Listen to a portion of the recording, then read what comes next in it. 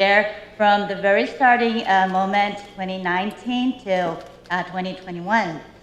And some people ask me the motivation to keep going on this work, but the reason is simple. IPAC worth it. So it's always been a privilege to be a teammate of this IPAC, along with a historical mission sought by the times. Well, let us start the press conference, but it starts with the wonderful performance. Welcome, Taipei Philharmonic Children Corps, directed by Ms. Chuan-Soo Lee.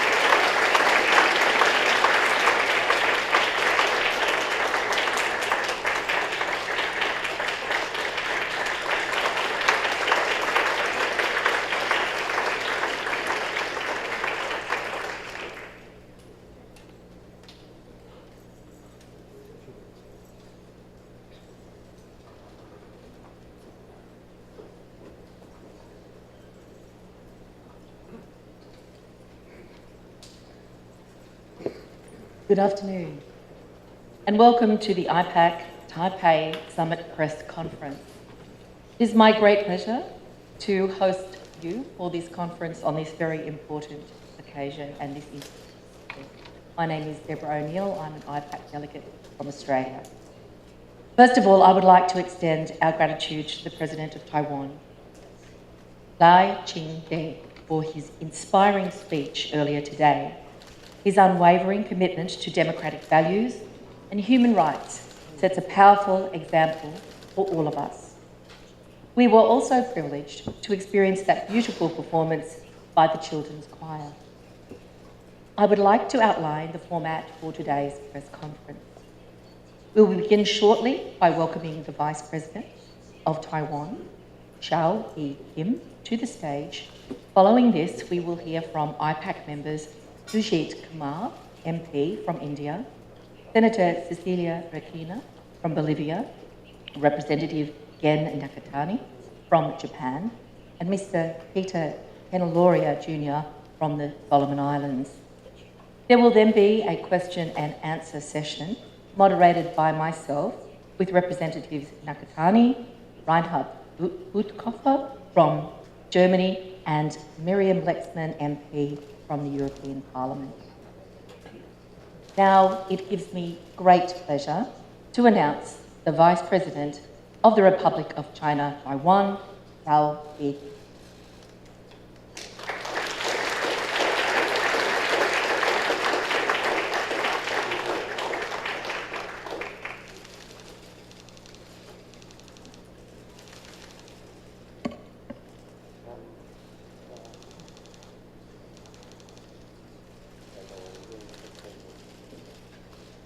Thank you, the Honorable Deborah O'Neill and honorable members of IPAC, distinguished guests, friends from the media, ladies and gentlemen, and colleagues from Taiwan. Good afternoon. Many thanks to the IPAC Secretariat for the invitation to me to make a few remarks here this afternoon. It is a pleasure and honor to be part of this event as we mark IPAC's 4th annual summit. I want to extend a warm welcome and my heartfelt gratitude to you for making the long journey to Taiwan. Special thanks also go to our friends from the media across continents for your interest in Taiwan and the work that we are doing here today. Your presence sends a powerful message of solidarity to the people of Taiwan and highlights our shared commitment to advancing human rights, democracy, peace, and prosperity for all. Through your visit here, we hope you will also bear witness to the resilience of Taiwan's society and the warmth of Taiwan's people. We ourselves have also come a long way in our own journey toward democracy. Having survived colonialism, martial law, and dictatorship, and transitioned peacefully into a modern and robust democracy. And though this journey has been fraught with hardship, adversity has made us stronger and more determined to uphold our treasured freedom. I understand that during this summit, IPAC members have had robust discussions on significant topics of interest. And over the past year, IPAC has also taken initiatives that are very meaningful to Taiwan, notably condemning Beijing's aggressive actions and urging global unity to maintain peace and stability in the Taiwan Strait. IPAC's Operation Mist highlights the fact that Taiwan's security is an indispensable part of global prosperity.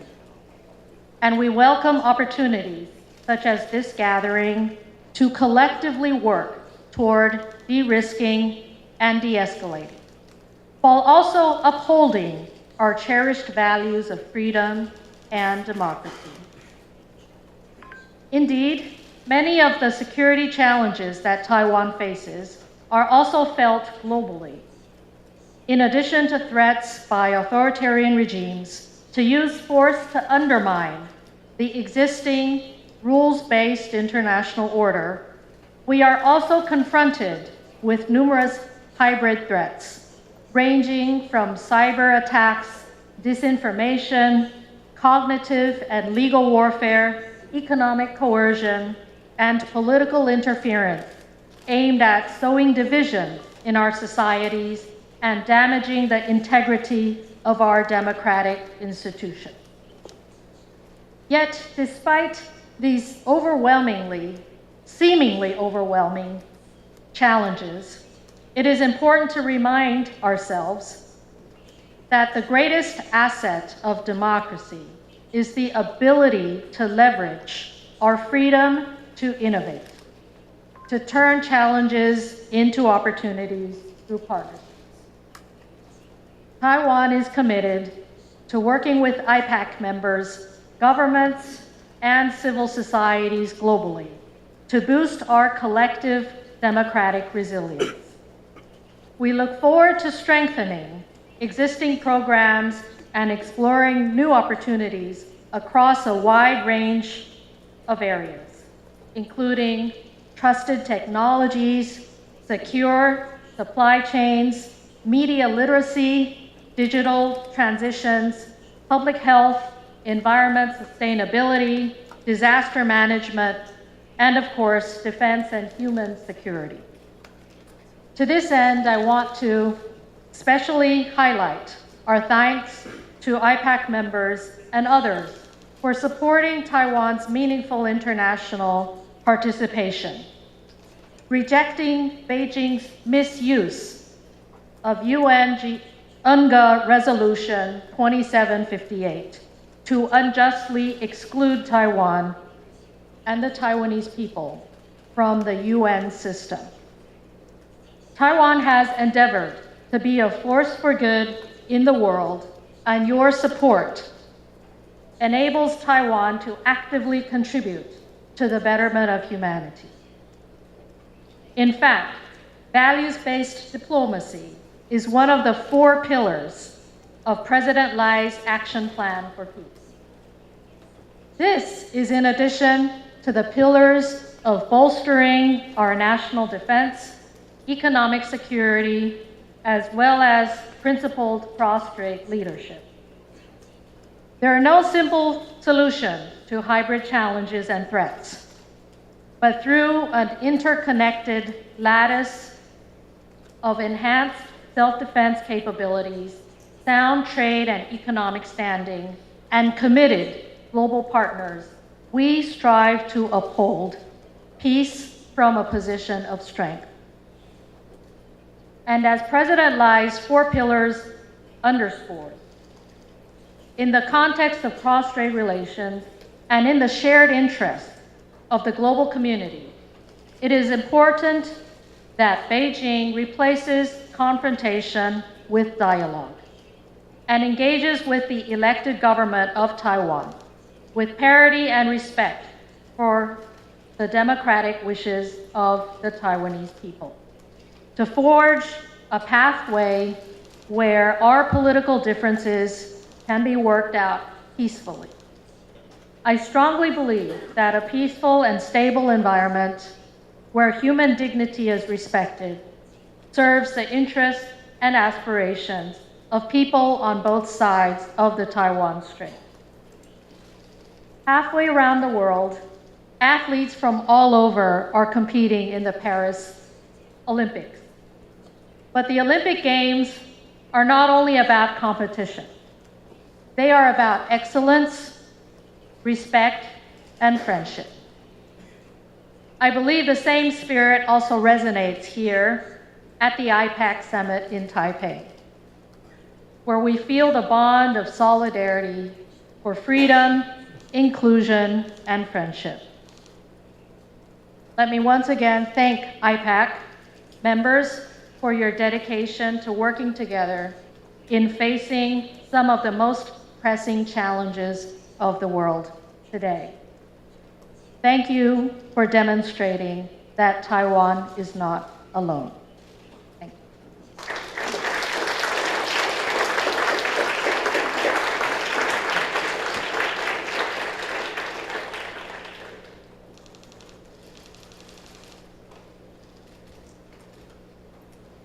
Well, can I thank you sincerely for your remarks here this afternoon, Vice President Zhao. It was a rousing statement of solidarity, and I was delighted to hear you utter the word friendship, because certainly we have received great warmth and friendship in our time here in Taiwan, and friendship is a very powerful for us to work together in the interests of peace. I want to thank you very much as a very busy woman leader for this nation to spend time with us, to take time out of your hectic schedule and be with us. We deeply appreciate your presence, and I know that I speak on behalf of the whole of the IPAC network when I pledge our continuing support for you and for the people of Taiwan. Vice President, thank you sincerely.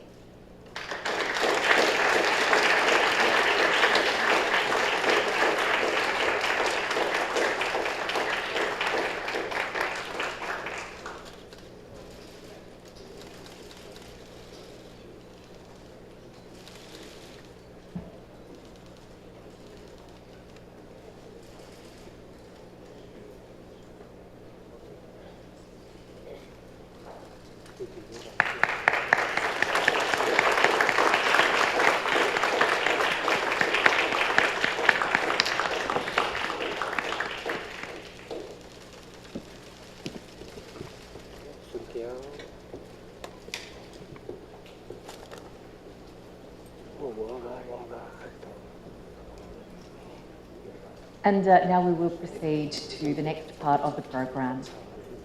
I would like to invite IPAC co-chairs Mr. Sujit Kumar, MP from India, Senator Cecilia Rakina from Bolivia, Representative Gen Nakatani from Japan to come and join me at the podium.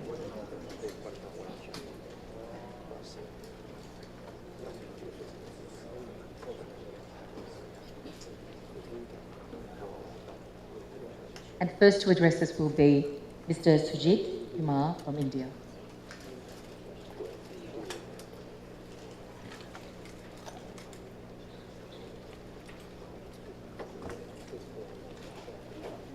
Thank you, Senator O'Neill. Good afternoon. On behalf of the whole IPAC network, let me start by saying how delighted we are to be in Taiwan. We have the opportunity to spend time with like-minded colleagues from all over the world, benefiting from the warmth of your rich culture and your robust and vibrant democracy, which Madam Vice President just spoke about. Even we benefited from your weather. I know I reflect the feeling of the whole network when I extend huge gratitude to MOFA, Ministry of Foreign Affairs of the Government of Taiwan, for their gracious welcome and warm hospitality. Unfortunately, due to PRC's aggression, we did not join here from 5 different continents just for the mere pleasure of your hospitality. We have, over the last 2 days, jointly addressed issues of great gravity for all of our countries, including the status of Taiwan and its economic importance to all of our economies. I myself joined this summit from India, where we have to confront PRC aggression on our borders, the Himalayan borders, and where cross-strait stability is of immediate relevance to our prosperity. Though our delegation was drawn from many different political parties, spanning the breadth of the world's political ideologues, there is a great deal of consensus that the posture of democratic governments towards PRC is in need of a healthy dose of realism. We stand united in opposition to the PRC's repression at home and troubling aggression abroad. And as Madam Vice President said, Taiwan is not alone. Thank you.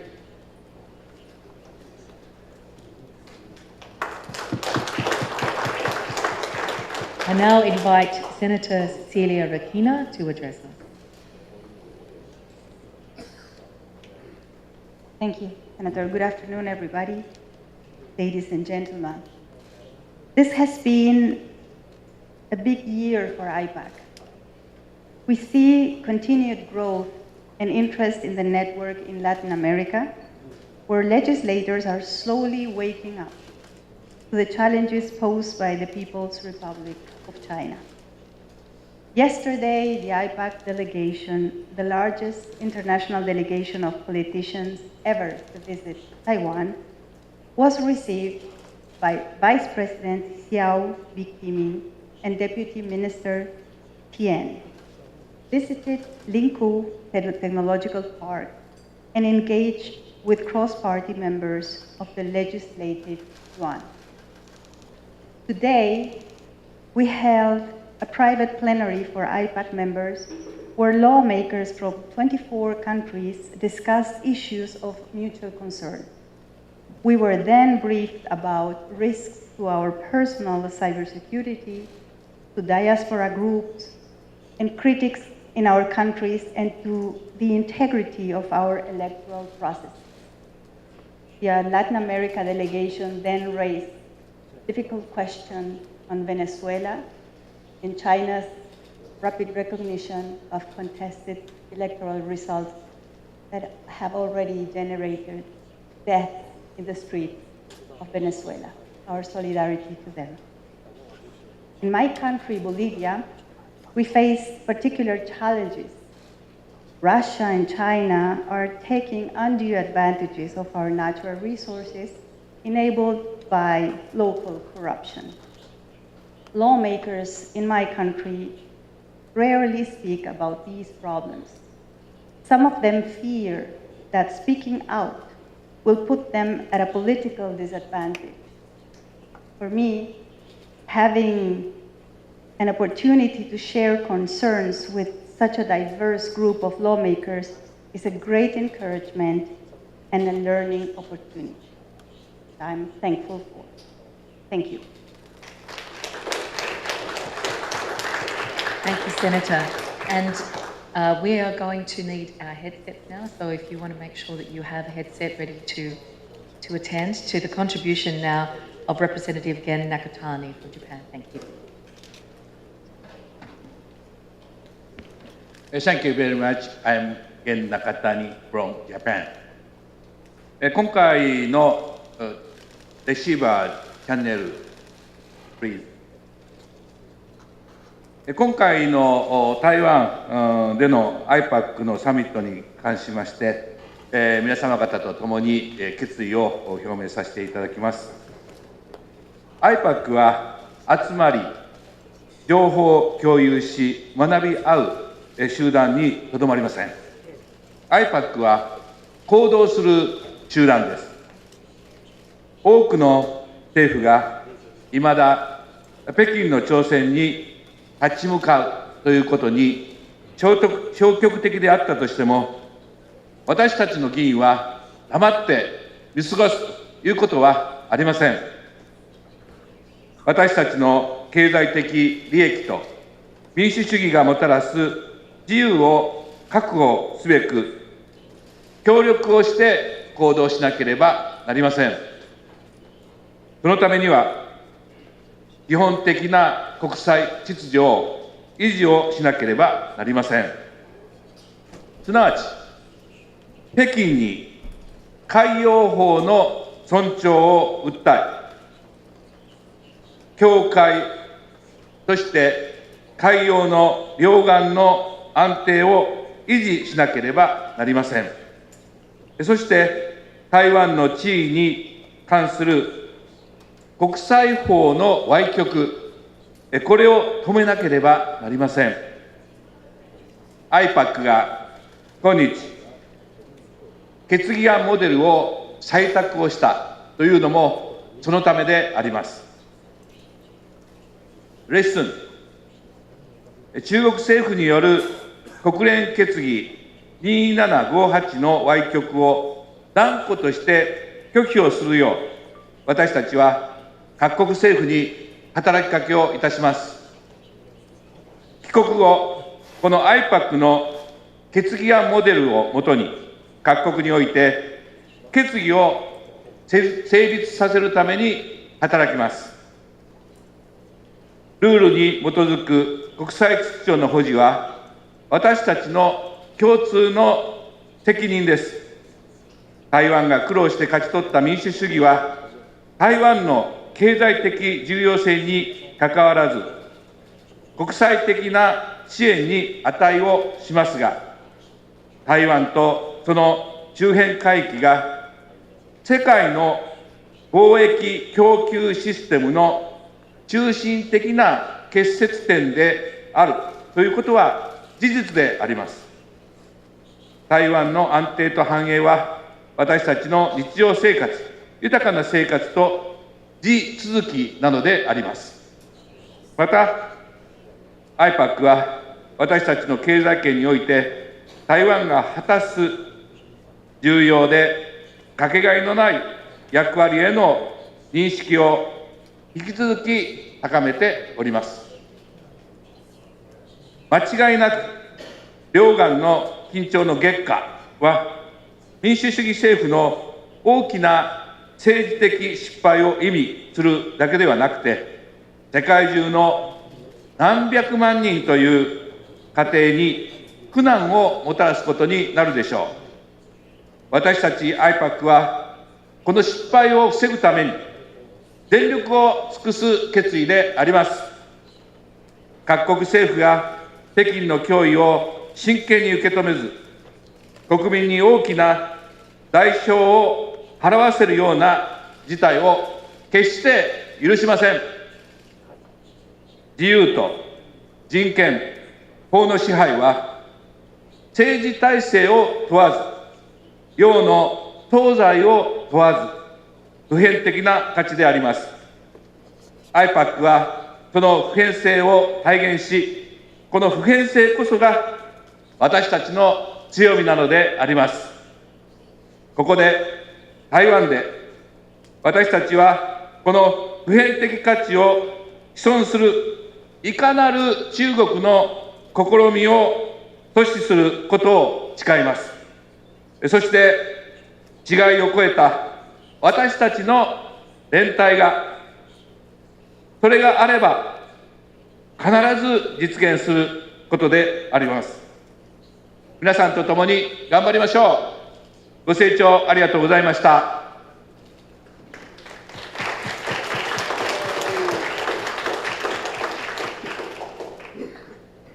Well, can you once again give a round of applause to my colleagues? Thank you very, very much for your contributions and for outlining the important work that's taken place over the last 2 days here in Taiwan. So with those comments, there's lots of work for us all to do when we go home. I would now like to invite Peter Kenaloria MP from the Solomon Islands to the podium. Please make it.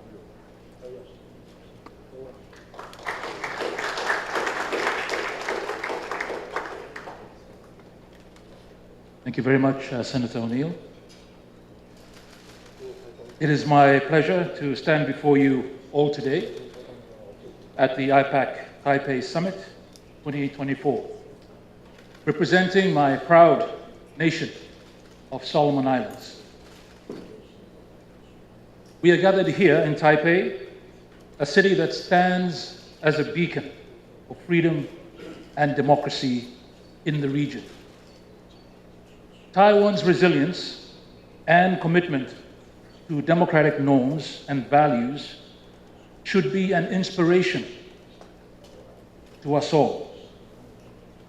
Historically, the relationship that once was held between the Solomons and Taiwan was strong and deeply rooted in partnership and mutual collaboration.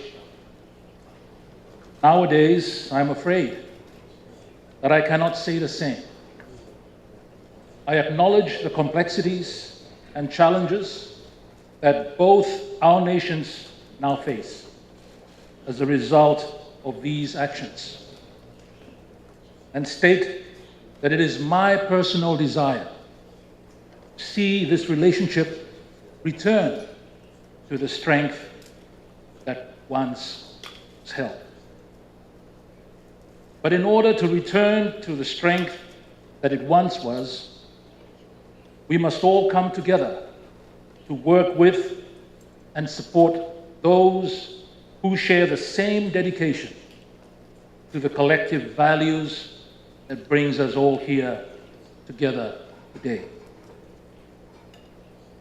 So this gives me great pleasure to formally announce the enlargement of the Interparliamentary Alliance on China, IPAC.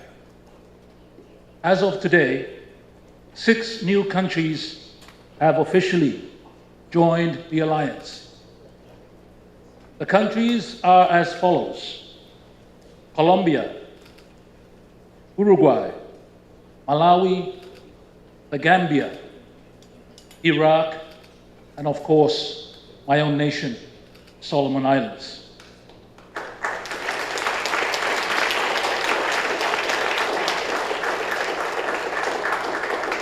This enlargement signifies a powerful and united stand, and is a testament to our shared dedication to the promotion of democracy, transparency, and human rights.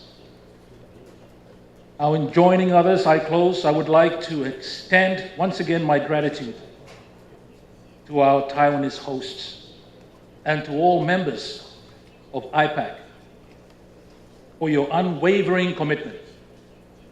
Let's move forward together with unity and determination. Thank you.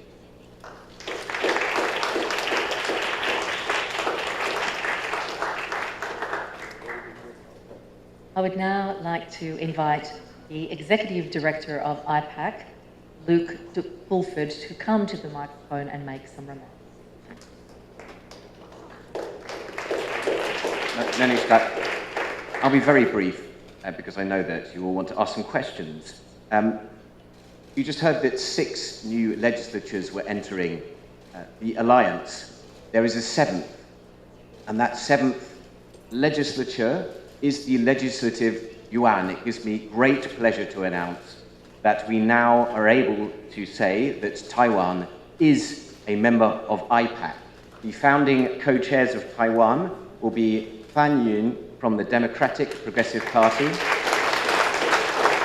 and Chen Chaozi from the Taiwan People's Party. Please come forward for a photograph.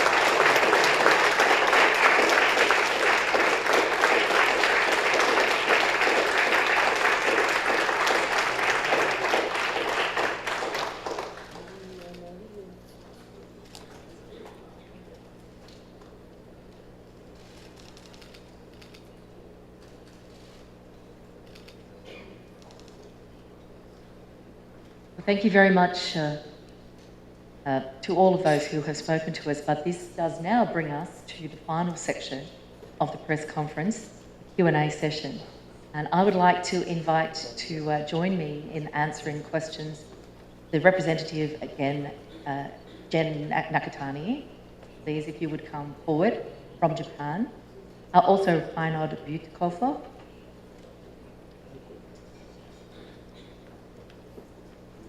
I invite Miriam Lexman, MEP from the European Parliament, also join me here at the podium. We will now take your questions. It is a wonderful thing to see so much media interest from all around the world. And I ask that you ask your questions clearly and succinctly, and there will be assistants who will be moving around with the microphone to make sure that we get to as many questions as possible. I don't think we'll get to all of them because time is somewhat limited, but we will endeavour to get to everyone. Okay. So I see some hands up, and we'll go first to the gentleman over here in the second row, and then to the lady here in the first row. No, first in the second row. If you could state your name and where you're from before you ask your question. Yes. My name is Mark. I'm from United Daily. I have a question. Right now, Taiwan is facing PRC distortion of UN 2758 resolution that will not only be harmful to Taiwan's meaningful participation in the international organization, but also, as President Lai has mentioned earlier today, that could be used as a legal ground for Chinese military advancement. So my question is, what strategies do you think Taiwan can take to counter Chinese distortion other than just clarification? And is it possible for Taiwan to seek friendly nation or diplomatic partners' assistance, voicing its concerns at the UN General Assembly? Thank you. I think for this question, we might go to you, Yutko. Thank you for your question. Certainly, it is not probable that Taiwan will be able to pursue its own democratic future if we let it alone. So the question is not just for Taiwan, what can Taiwan do, what can the citizens of Taiwan do to determine their own future. It's also for the rest of the world. And what we learned again today is that a Taiwan contingency would not just be a Taiwan contingency, it would be a global contingency, and it concerns everybody. That's why we try to carry that information that is relevant in this context also to our own legislatures, to our own governments, and in particular to our own public, and make them engaged. And I think we are indeed making progress. Seeing the enlargement of IPAC is one example. Another example that I would like to cite is the fact that President von der Leyen, the President of the European Commission, before she was re-elected in the European Parliament, just shortly, she gave a speech in which she clearly advocated deterrence against unilateral change in the Taiwan Strait. She became the first European leader to say that in such clear words. And I think that is an example of how we will move forward together. Thank you. Next question. Yes, the gentleman in the fourth row, fifth row. 日本から来ましたジャーナリストの We'll just hold on for a moment so everyone can get their headphones on. If you I'm could sorry. state your name, the country from which you come as well, Can I and say your... in Japanese? IPAC としてこの活動が広がっていくことを私も非常に共感します。一方で中国の政府との対話というのを今後 IPAC として考えていますか。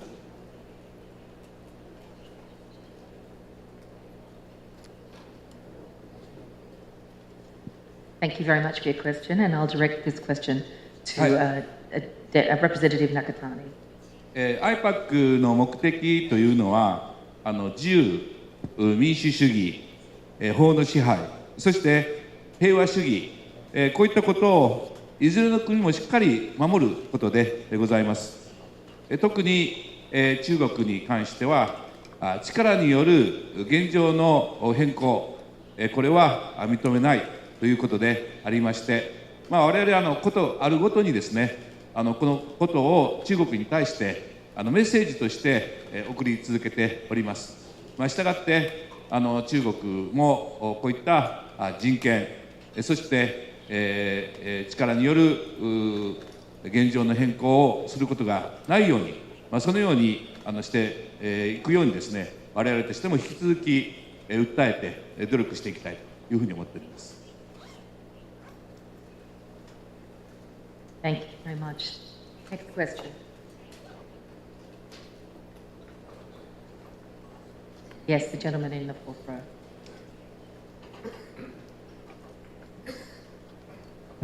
您好，台湾大纪元记者提问。我想问一下，是美国众议院6月25日通过那个法轮功保护法，那惩罚中共参与火灾器官者。那 IPAC 也是多次谴责中共就是破坏法轮功的那个团体这样子。那台湾与日本的议员7月中时曾经宣布共同就是要在台湾，就是在2个国家共同推动立法进行制止。那请问说 IPAC 是否会考虑更多就是行动去制止这种活摘器官的问题？那例如说鼓励各国立法形成那种世界的防火墙。以上，谢谢。Thank you. And I'll direct the question to Mr. Buetker. As you have just mentioned, IPAC is not only considering to take action, but has already taken action through a statement that we published just recently. And I think we will follow up on that in that context and make sure that this stance that we have taken is widely perceived and recognized and also supported. Thank you. Next question.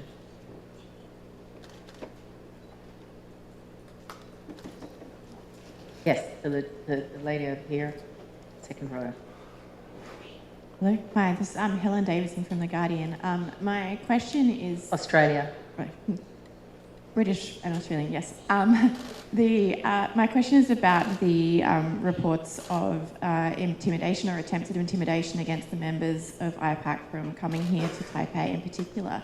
I was wondering if you can talk about how that is compared to previous years, whether the fact that this was being held in Taipei was the primary factor, and also how you intend to, I guess, combat that over time. Did it actually stop anybody from coming to the summit?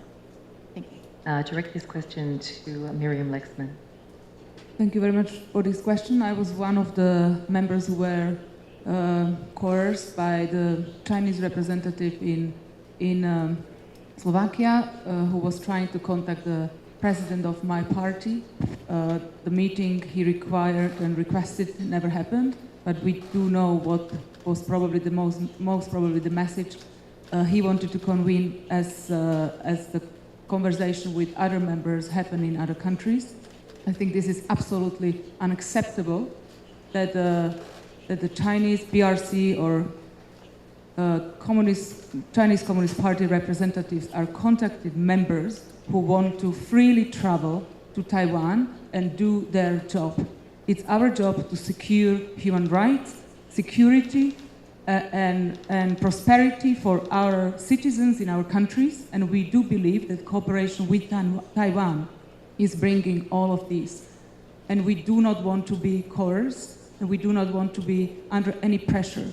I was born in that time Czechoslovakia, and I do remember as a child this kind of behavior when my relatives were called to the Communist Party headquarters for intimidation, for questioning, because someone wanted to travel abroad or someone stayed abroad and didn't come back, or because someone expressed his or her concerns about the communist regime or was trying to support the human rights in that time communist Czechoslovakia. And I do know this kind of behavior from my childhood. And I know that the only way how to stop this is our love to freedom. It's the love of freedom of those who are under any kind of regime. And it's the adherence to principles of those who are having political power across the world. Thank you. Freedom of movement is a fundamental right. いいですか、もう一つ。そのような中国の言動や行為をですね、国際社会は果たしてどう見るかということです。北京にはですね、外国の議員による台湾への関与を決定する権限は持ちません。議員の訪台を阻止しようとする試みにつきましては、正当ではないんですね。法律上、外国の議員が台湾を訪問することを妨げるものは何もありません。我々は民主的に選ばれた議員でありまして、自由に訪問先を選んで、自らが選んだ民主主義の理念を支える権利があります。これは選出された公職者としての権利と責任の正常な行為でありますので、このような通常の行動をですね、挑発として描こうとする試みは断固として拒否されるべきでもありますし、これを許せば民主的な議員の権利を直接損なうことになるのではないでしょうか。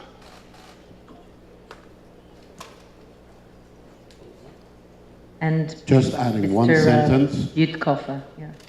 Not a single IPAC member did not attend because of Chinese efforts to interfere. They were utterly without success. If I can just say, freedom of movement is a fundamental right in a functioning democracy, and that language use that echoes the words of democracy doesn't accord with the limitation of physical freedom of movement. This is a democratic gathering in solidarity, and everyone is here to stand alongside the Taiwanese people. Next question. Yes, the gentleman up the back there, and then we'll go to the second question with the gentleman there. Hi, Chris Lee from Domino Theory, independent media. I have a question to all other speakers up here on the stage. In your view, is IPAC a threat to the Chinese government? Thank you very much. We might go to Mr. Butkoffer in the first instance. IPAC has been labeled an anti-Chinese organization, I think it was by the Global Times. I consider that a confusion. We're not anti-Chinese. We are certainly opposing the Xi Jinping regime and its policies. The fact that they try to interfere with our own work seems to indicate that they take our work seriously. We are grateful for that because it shows we have an effect, but we will keep pushing back.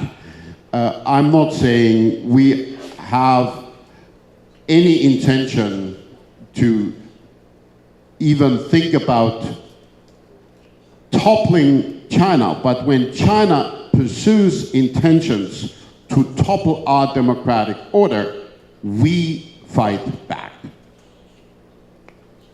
And I think we're seeking comment also from you, Ms. Lakeman. I just want to add that seeking the protection of human rights, prosperity and security for people across the world can never be a threat. And if it's a threat for PRC, that is not our problem, but it's a problem somewhere else. Next question.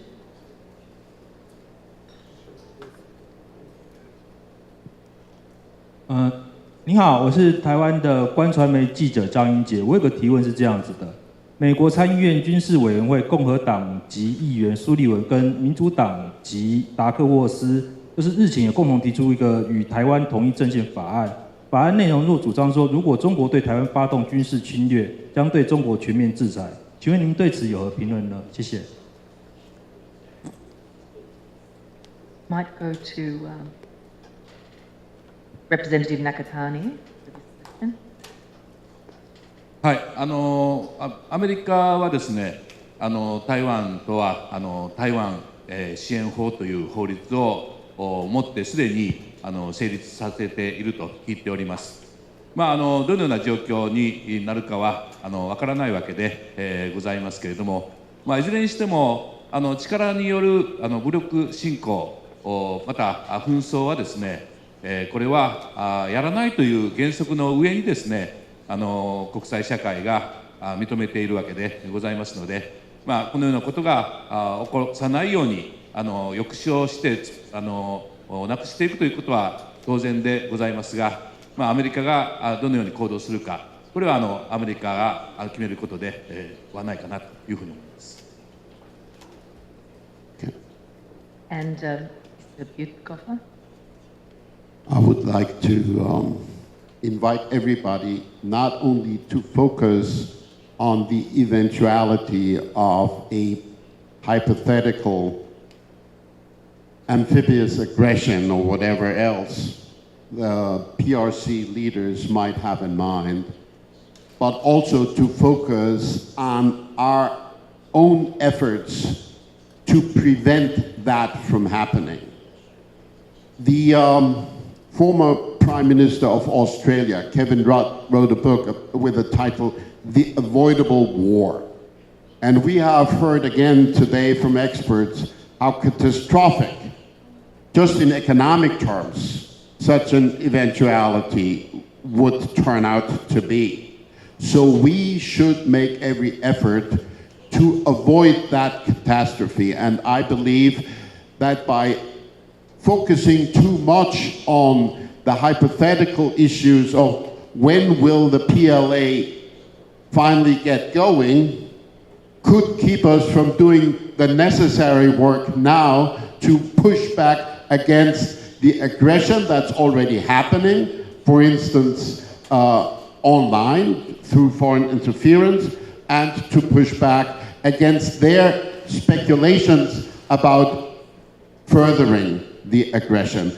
I believe we can create a situation where every morning Xi Jinping, when he wakes up, comes to the conclusion, well, maybe better not today. Thank you. And I think we might go to our last question. Burke, down the front. Oh. Hi, from Sorry, I was indicating, do we have time for 2 questions, Luke, or just 1? 2 more questions, so we'll go to the gentleman first and then we'll finish with you, Ms. Burke. Yes, he has the call. Thank you, from the AP. Thanks so much for coming out to speak with us. I just wanted to ask if there was any response. US presidential candidate Donald Trump said in an interview a couple weeks ago that Taiwan should be paying more for its own defense and dodged questions about whether he would defend the island if there was any military aggression by Beijing. Do you have any response to that? Is IPAC preparing for what the outcome of the US presidential election might be? I'll go to Representative Butkhofer. Donald Trump or Kamala Harris have not been a topic in our conversations. As it happens, IPAC is an alliance that does not mingle into the internal affairs of its member countries or member parliaments. But as regards the facts, as far as I know, Taiwan has already paid 19 billion for arms bought in the United States that have not been delivered. So maybe Mr. Trump should look up his facts. Thank you. Ms. Burke, to finish. Thank you for the final question. Latika Burke from the Nightly Australia. You've talked a lot about the Chinese government, but the purpose of IPAC is to actually pressure your own governments to take tougher stances on China. I wondered if you could reflect each, please, on the progress or any setbacks you feel you may have had in the 4 years of IPAC's duration on influencing your own governments on the policies you would like to see. Butkhofer? In the European Parliament, and my colleague Miriam Lexman can attest to that because we've collaborated very strongly on that, there has been a great cohesion between the 5 major democratic groups, including the People's Party, the Social Democrats, the Conservatives, the Liberals, and the Greens. And over the last 5 years, that has grown so strong that we can predict that it will remain, that the European Parliament will remain a pillar of solidarity also with Taiwan. We never had a Taiwan-focused debate in the European Parliament before 2019. Just ask anybody from MOFA how often they have been congratulating us for taking a clear stand. And in the German context, I can add, and Germany plays a pivotal role in Europe because it's been the outlier for some time, overly eager to focus only on trade and not paying enough attention to political issues, to put it mildly. We have had a new government with an explicit policy of stating for the first time in these words that we oppose, as Germany, any unilateral action in the Taiwan Strait. And we advocate the meaningful participation of Taiwan in international organizations like ICAO or UNFCCC or what have you, WHO. So I think that can be deemed progress. Ms. Lexman, you want to add something? Yeah, I would maybe add that maybe the role we do and we focus on the last 4 years was mainly to kind of put a true picture and share information with the government, because then it was very clear that the government started to be interested in solutions, and the solutions could be shared. How to deter, how to act in order to prevent any conflict which would have a dramatic impact on the lives of all people across the world. And that was probably the main focus. Also, the EU has brought up certain legislation which is now implemented in many countries. This is also a kind of result of activities of IPAC members in different legislators and in the European Parliament. Final contribution. 国際社会の、平和と発展のためにはですね、やはり国際国家としてのやっぱり民主主義、人権、そして法の支配、法による支配というのが大事だと思います。ところが中国は国家安全法というですね、非常に自由な言論を封殺をしたり、また出版や表現の自由を抑制したり、またそれによって不当に逮捕したり、また拘束したり、行方不明になったり、そういう方がたくさんおられると聞いております。そして最も大事なのは法による支配なんですね。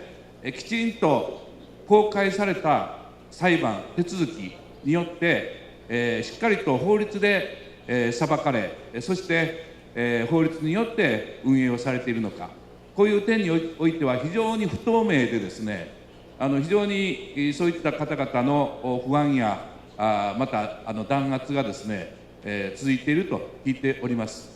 従いましてこのアジアにおけるこの近代国家といたしましてもう少し解放され、そして透明のある政治体制になるようにですね、我々としてはしっかりと求めていきたいというふうに思っています。Back to you, Miriam. I'll just add one more sentence that extraterritorial implications of the national security law is also of concerns of many democratic governments, because obviously the one issue of the democratic government is to protect human rights in the territory of the country. I think it's fair to say, without indicating any countries in our closed door session this morning, that one thing that happens when parliamentarians gather is we discuss what's happening in our parliament, we discuss strategies, we are operating multilaterally just by being here. We've certainly endorsed multilateral action, and right across the participants, who are now joined by a further 6 countries, there is discussion about parliamentary action in all its possible forms to ensure that democracy is safe and sound and is advanced. Can I thank all of you for being here? It's no small feat to bring about such a gathering of people from right across the globe, 5 continents represented here, by people who are deeply engaged in the democratic project of their own country. I want to take the opportunity to congratulate Luke de Pulford and his team from IPAC in bringing this event to fruition. Thank you very, very much.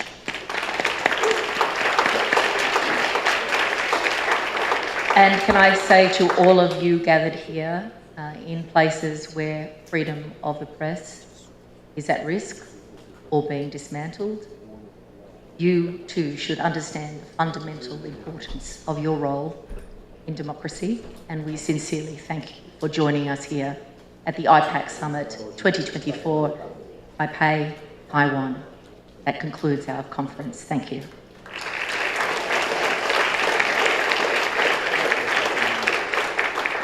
Okay, thank you. For those who have interviews, please remain in this room. You know who you are. You've got slips with you. The legislators, and I think those who have interviews with them also know. Is there anything else, Nora?